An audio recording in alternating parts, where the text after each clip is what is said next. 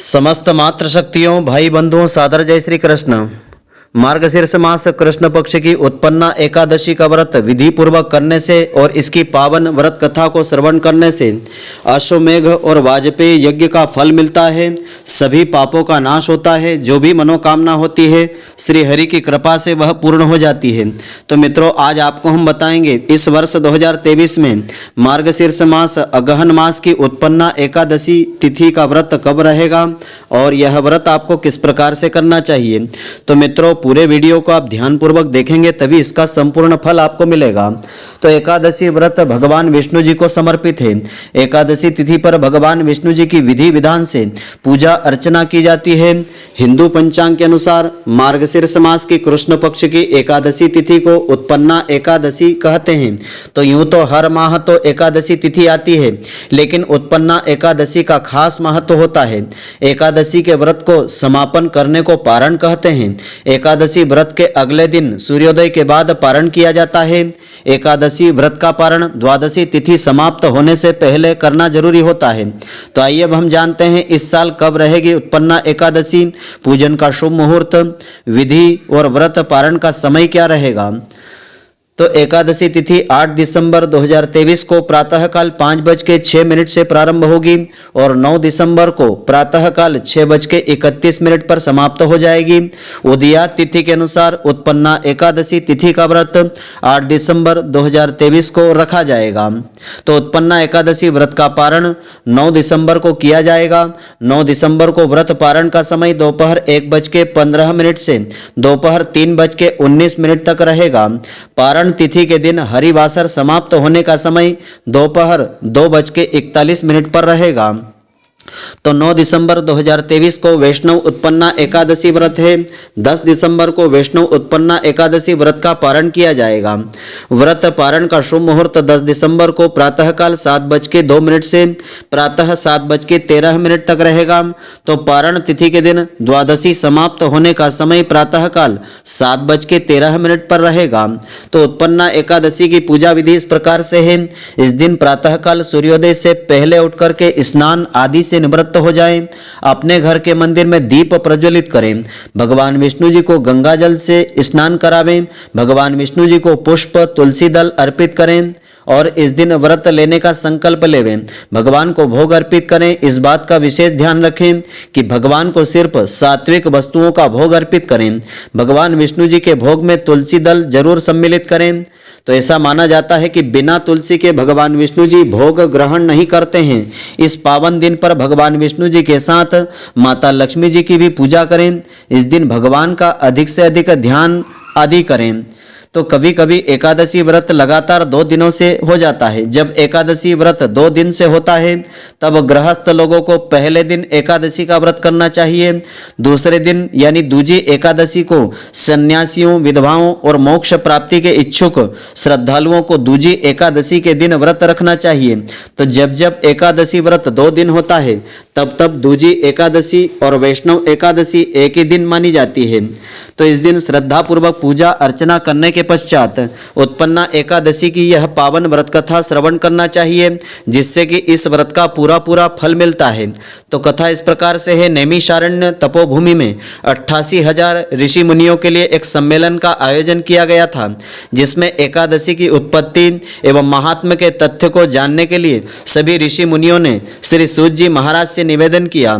श्री सूत जी ने कहा कि हे ऋषि मुनियों, मनोकामना पूर्ण करने वाली अनंत पुण्य प्रदायिनी एकादशी की उत्पत्ति, महात्म्य आदि के बारे में पांडव श्रेष्ठ युधिष्ठिर ने भी अश्वमेघ यज्ञ के समान भगवान श्री कृष्ण से यही सब प्रश्न किए थे। तो युधिष्ठिर ने पूछा कि हे भगवान, पुण्यमयी एकादशी कैसे उत्पन्न हुई, इस संसार में क्यों पवित्र मानी गई तथा देवताओं को कैसे प्रिय हुई, इसका महात्मा और विधि विधान क्या है, इसको करने से क्या पुण्य फल मिलता है, कृपया बताने की कृपा कीजिए। भगवान श्री कृष्ण जी ने कहा कि हे पांडव श्रेष्ठ, प्राचीन समय की बात है कि सतयुग में एक महाभयंकर दैत्यराज हुआ था। वह दैत्य मूर नाम से जगत में प्रसिद्ध था। वह बड़ा ही क्रूर, रौद्र रूप वाला तथा अत्यंत शक्तिशाली भी था, वह सभी देवताओं का घोर शत्रु था।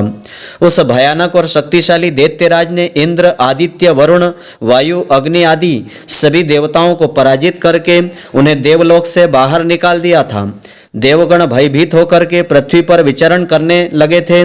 तब देवेंद्र सहित सभी देवगण एकत्रित होकर के देवादिदेव महादेव जी के शिव धाम को पहुँचे। वहाँ इंद्र ने हाथ जोड़ करके शिव जी से प्रार्थना की और अपने दुखों का कारण बताया। तो इंद्र बोले कि हे महादेव, हम सब देवों को मार मार करके मूर नामक बलशाली राक्षस ने देवलोक से निकाल करके अपना आधिपत्य जमा लिया है। हम सभी मृत्युलोक में दुखी जीवन बिता रहे हैं। कृपया आप हमें इस दुखी जीवन से छुटकारा पाने का उपाय बताने की कृपा कीजिए। भगवान महादेव ने उन्हें संसार के स्वामी भगवान विष्णु जी के पास जाने की सलाह दी और कहा कि हे दैत्य, मूर का अंत भगवान विष्णु जी की शक्ति से ही संभव हो सकता है। यह सुनकर के देवराज इंद्र तथा अन्य सभी देवगण भगवान महादेव जी के आदेश के अनुसार पाताल लोक में चले गए। वहां पर शेषनाग की शैया पर लक्ष्मी जी सहित विष्णु जी विश्राम कर रहे थे। उनको विश्राम करता हुआ देख करके देवताओं सहित इंद्र ने विनम्रता से स्तुति प्रारंभ की। तो इंद्र बोले कि हे देवेश्वर, आपको मेरा प्रणाम है, आप स्तुति योग्य हैं, आपको हम सबका कोटि कोटि प्रणाम है। देवता और दानव दोनों ही आपकी वंदना करते हैं। तो हे मधुसूदन, आप हमारे ऊपर कृपा कीजिए। समस्त देवगण आदि दैत्यों से त्रस्त हैं और भयभीत होकर हम सब आपकी शरण में आए हैं। आप हमारी रक्षा कीजिए। समस्त देवों की करुण वाणी से द्रवित विष्णु भगवान ने उन्हें सांत्वना दी और विष्णु जी ने कहा कि हे देवराज, वह कैसा राक्षस है जिसने तुम सब देवों को पराजित करके देवलोक से बाहर निकाल दिया है? उसका रूप और बल कैसा है तथा उस दुष्ट को का रहने का स्थान कहाँ पर है?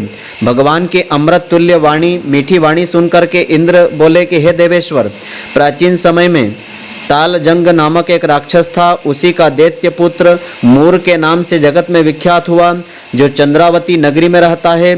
तो वह अपने बल प्रताप से भूमंडल से सभी देवताओं को परास्त करके देवलोक को जीत करके उसने हम सबको वहां से निकाल दिया है। उसने दूसरे ही इंद्र को स्वर्ग के सिंहासन पर बैठाया है और अपने ही कुल के इंद्र, अग्नि, यम, वरुण, सूर्य, चंद्रमा आदि को लोकपाल बना दिया है। वह स्वयं ही सूर्य बन करके धरती को गर्मी प्रदान करता है और बादल बन करके जल की बारिश करता है। अतः आपसे निवेदन है कि आप उस बलशाली भयानक दैत्य मूर को मार करके हम सब देवताओं की रक्षा कीजिए। तो यह सुनकर के भगवान श्री विष्णु जी को बहुत क्रोध आया और बोले कि हे देवगण, आप धीरज धरें, मैं अति शीघ्र तुम्हारे सब शत्रुओं का नाश करके आप सबकी रक्षा करूंगा। आप सब शीघ्र ही अपनी सेना के साथ चंद्रावती नगरी को चलिए। तो स्वयं भगवान विष्णु जी आगे आगे चंद्रावती नगरी की ओर चल पड़े। वहाँ दैत्यराज मूर अपने सैनिकों के साथ युद्ध भूमि में लड़ने के लिए गर्जना कर रहा था। वहाँ पर देवों और राक्षसों में घमासान युद्ध होने लगा। तो दानवों ने अनेक देवों को परास्त कर दिया। बहुत सारे देव युद्ध भूमि से भाग गए। तब भगवान विष्णु जी को युद्ध भूमि में देख करके राक्षसों ने उन पर भी अस्त्र शस्त्र से संहार करना शुरू कर दिया। भगवान विष्णु जी ने भी अपने दिव्य बाणों और चक्र से भीषण प्रहार करके दानवों पर आक्रमण किया, जिससे राक्षस मूर की सेना छिन्न भिन्न हो गई।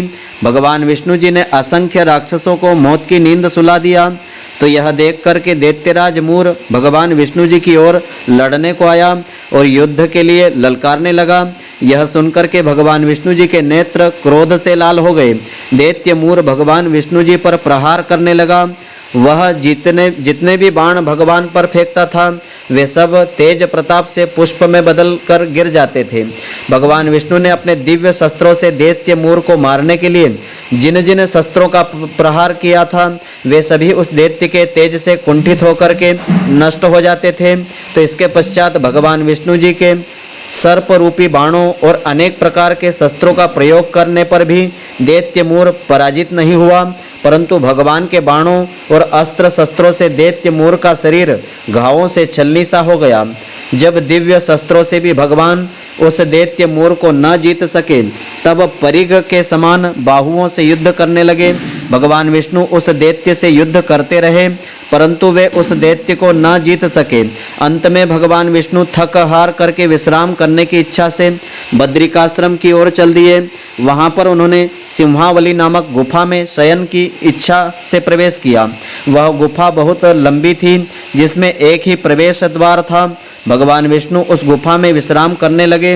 वह घायल दैत्य मूर भगवान विष्णु जी का पीछा करता हुआ बद्रिकाश्रम जा पहुंचा।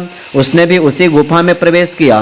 भगवान विष्णु जी को वहां विश्राम करते देख करके उस दुर्बुद्धि ने विचार किया कि अगर मैंने इस समय अपने चिर शत्रु को मार डाला तो सदैव ही निर्भय होकर त्रिलोक में मैं राज्य करूंगा।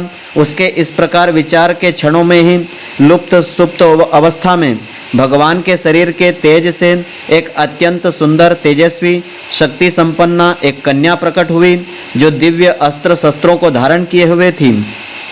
उसने दैत्यराज मूर को युद्ध करने के लिए ललकारा। दैत्यराज उस सुंदरी एवं बलशाली कन्या को देख करके आश्चर्यचकित होकर के उससे युद्ध करने लगा।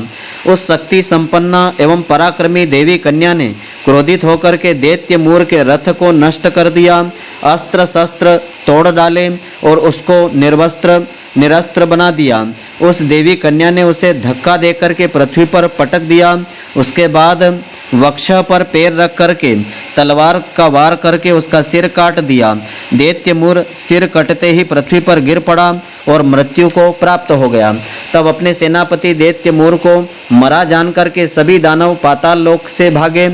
जब भगवान विष्णु जी की निंद्रा टूटी तो वे दैत्य मूर के कटे हुए सिर को देख करके विस्मित हो गए और विचार करने लगे, इस दैत्य का वध किसने किया है। उसी क्षण उन्होंने उस कन्या को भी देखा। वह कन्या भगवान विष्णु जी के सम्मुख हाथ जोड़ करके खड़ी हुई थी।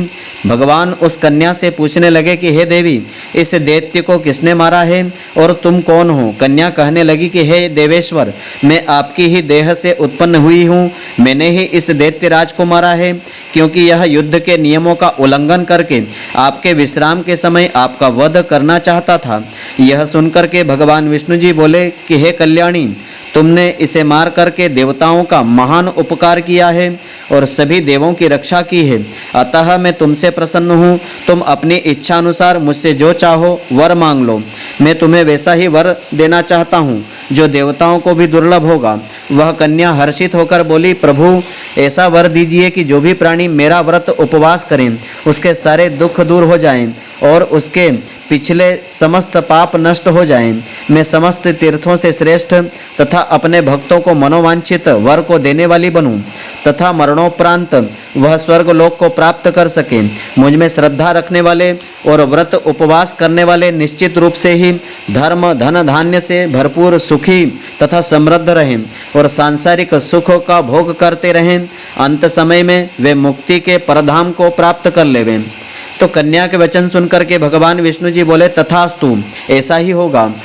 मुझ में और तुम में श्रद्धा रखने वाले संसार में प्रसिद्धि व समृद्धि को प्राप्त करेंगे और मरणोपरांत विष्णु धाम को जाएंगे। तो हे पुत्री, तुम एकादशी को उत्पन्न हुई हो, अतः अब तुम्हें एकादशी के नाम से ही तीनों लोकों में जाना जाएगा और तेरे उपवास का फल सब तीर्थों से भी अधिक रहेगा।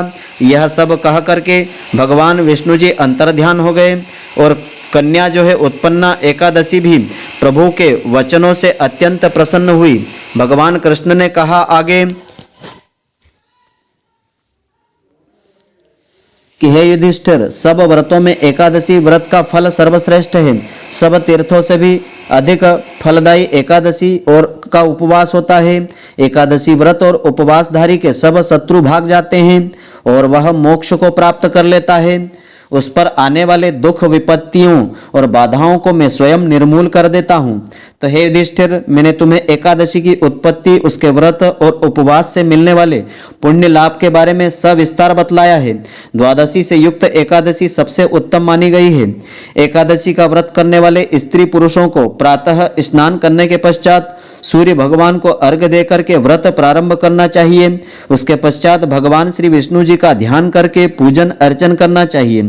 तो उपर्युक्त विवरण में भगवान कृष्ण ने युधिष्ठिर को एकादशी का महत्व स्पष्ट करते हुए कहा कि विष्णु भक्तों के लिए एकादशी से बड़ा कोई व्रत नहीं होता है। इस व्रत को शास्त्र के अनुसार विधि पूर्वक करने से श्रद्धालुओं को समस्त वैभवों की सिद्धि प्राप्त करने वाला सहज साध्य भी प्राप्त हो सकता है। एकादशी महात्म का श्रवण, पठन और उच्चारण करने वाले भक्तों के समस्त सांसारिक कष्ट दूर होते हैं और वे सदैव ही अश्वमेघ यज्ञ के समान ही फल प्राप्त करते हैं। वे इस मृत्युलोक में अनेक प्रकार के सुखों को भोगते हुए अंत में मोक्ष निर्वाण को प्राप्त कर लेते हैं। तो इस कथा का वर्णन भविष्योत्तर पुराण में मिलता है। इस व्रत में फलाहार का विधान इस प्रकार से है। इसमें जो है गुड़, बादाम का सागार लेना चाहिए और कुट्टू के आटे की सामग्री, इसके अलावा दूध, मेवा और फल इस व्रत में आप ले सकते हैं। तो मित्रों, आशा करता हूं कि आपको हमारी यह ज्ञानवर्धक जानकारी पसंद आई होगी। यदि आपको पसंद आई हो तो आप हमारे वीडियो को अधिक से अधिक शेयर अवश्य करें, जिससे अधिक से अधिक भक्तजन इसका लाभ प्राप्त करते रहें, इसका पुण्य फल आपको भी मिलता रहे। आप हमारे वीडियो को लाइक करना नहीं भूलें। धन्यवाद। जय श्री कृष्ण मित्रों, फिर मिलेंगे।